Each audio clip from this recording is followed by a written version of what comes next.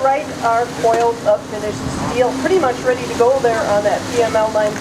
I see they got a tugboat all tucked up in there, so probably won't be too long before they take off. Those coils weigh 40 to 60,000 pounds each. They could only put one or two of them onto a semi-tractor to drive to their customers before they'd be up to the load limit on the highway. So the preferred method of moving them is on a barge like that, which can hold up to 350 coils. And then they get a tugboat tucked up in there, like the Avenger 4, and they push it to their customers who are places like Cleveland, Chicago, and Detroit.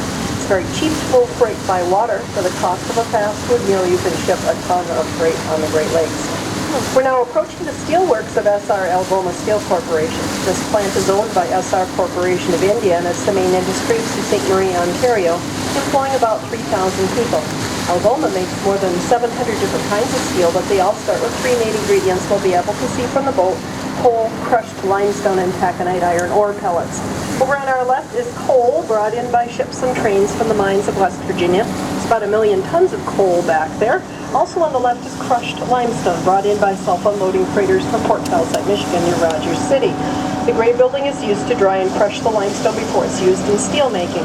And straight ahead of us is purple material, and that's taconite iron ore pellets. Taconite is produced in mines in upper Michigan and Minnesota. While the high-grade iron ore has long been mined out, today the low-grade iron ore is ground into a fine dust, and they take clay and bind up all that material containing the iron into pellets. The processed pellets are over 65% pure iron. It takes 2.5 tons of raw material to make 1 ton of finished steel. The $600 million state-of-the-art complex produces over 3 million tons of steel each year. They take the coal, they bake it in huge ovens for nearly a day to drive out of the gases and tar. They put that tar on the barge that's behind us to the right here, the PML 2501. We'll see that in a minute again. They take that down to Hamilton, Ontario, and turn it into cosmetics and petroleum products. That could be your Head & Shoulders shampoo there before it's been made. And the coke that remains is this gray stuff beside us, these conical piles, and that's used for fuel in the blast furnace. Depending on the type of steel desired, various amounts of coke, taconite, and limestone are added to the blast furnace, as is preheated air that makes the coke burn. Coking gas is mixed with natural gas to heat the blast furnace, and the excess gas is burned off since it can't be safely stored. The limestone takes the impurities out of the iron and coke and makes slag. The heavier metal sinks to the bottom of the furnace and is kept in the desired shape from the rolling mill. This orange car is scooting down here to receive some of this taconite. These black objects here on the right are ore bridges. They move the whole length of the pier on a set of railroad tracks, and the buckets underneath them can be used to unload freighters. But most freighters have self-unloading booms that are much more efficient. They operate continuously and link up with conveyors that run the full length of the hull of the ship. So mostly they use the buckets underneath there to fill those orange train cars with raw material. When loaded, the cars go down to the blast furnace end of the trestle, drop that material on a conveyor. The conveyor takes it to the side of the furnace, and a skip hoist runs up the side and dumps it in. Along the 4,000-foot dock area, about 5 million tons of freight is loaded and unloaded by Great Lakes and ocean vessels. This includes incoming coal, taconite, limestone, and unfinished steel, and outgoing coal cars and finished steel. That's some dumping material into the furnace. About 80% of the steel produced here is hot-rolled and cold-rolled steel sheets used by the appliance and automotive industries. Over to our right is Canada's largest blast furnace. It produces 8,000 tons of steel per day, and it's the only one currently in operation at Algoma. The red steel structure crossing over the plant slip in front of us is a conveyor system that takes coal directly from the storage area to the coking ovens. That black thing there is a hopper for the coal. When ships have things to bring into the mill, they use what they call bow thrusters, very powerful jets of water that they can shoot out from under the hull, bow and stern, and turn the boat right around back down in here and then move their boom over whichever side they have something to unload, whether it be the coal hopper, which runs the coal away inland, or the limestone or the iron ore. And within about 5 hours, they can have their cargo unloaded, operating continuously and be on their way again.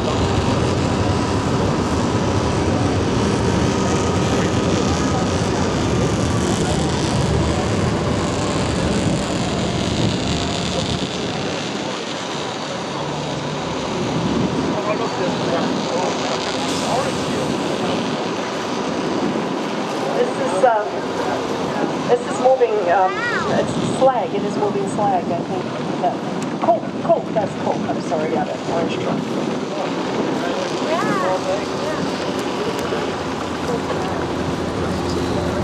There they are loading the car.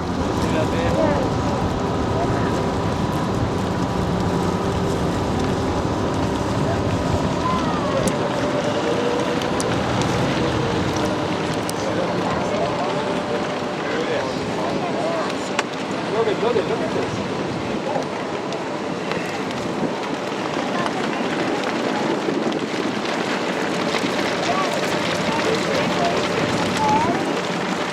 Oh, Yeah, speaking of that barge being about ready to go, there it goes right now. The Avenger Force is pushing the barge out of there.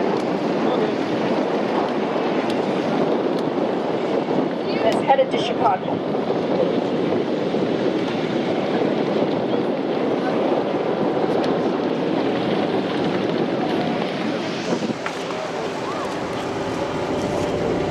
Hey, Dad, what's the next stop? That would be giant.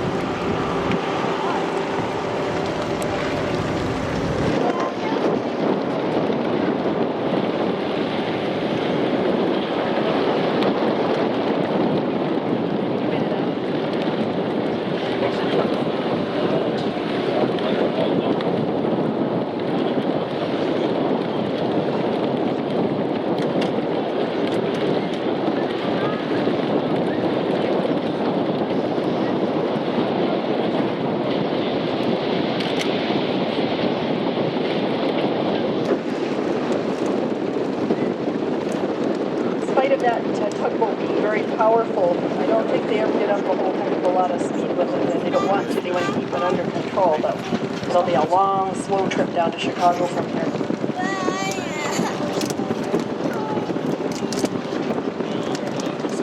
They have coils of hot-rolled and cold-rolled steel sheets here. Most of what they produce is hot-rolled. They also have slabs of steel once in a while.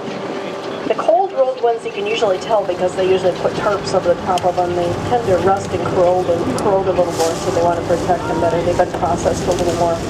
Over to the left, you can see water coming out from under the dock. That is coming from, it's cooling water coming out from under the dock there. Every day, more than 200 million gallons of cooling water is pumped through the plant. Before returning it to the river, they send it through a filtration plant.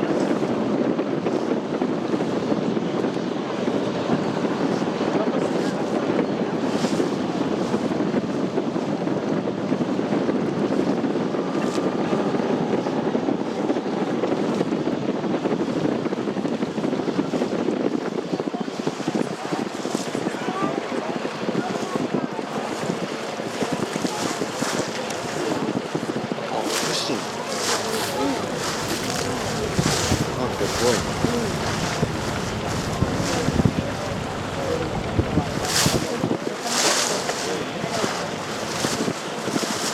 You think so?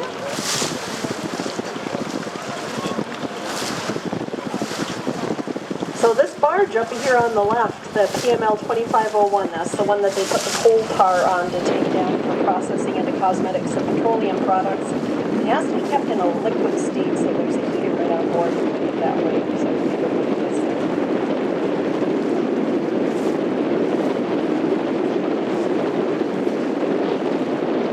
every now and then we have a Canadian who knows their Canadian history, and this isn't too far down into Canadian history, but during World War I, in Halifax, Nova Scotia, there was a barge full of coal tar that collided with another ship, transport or something, and then caught fire, and I think about 2,000 people died in Halifax of coal tar on board there, so it can be flammable.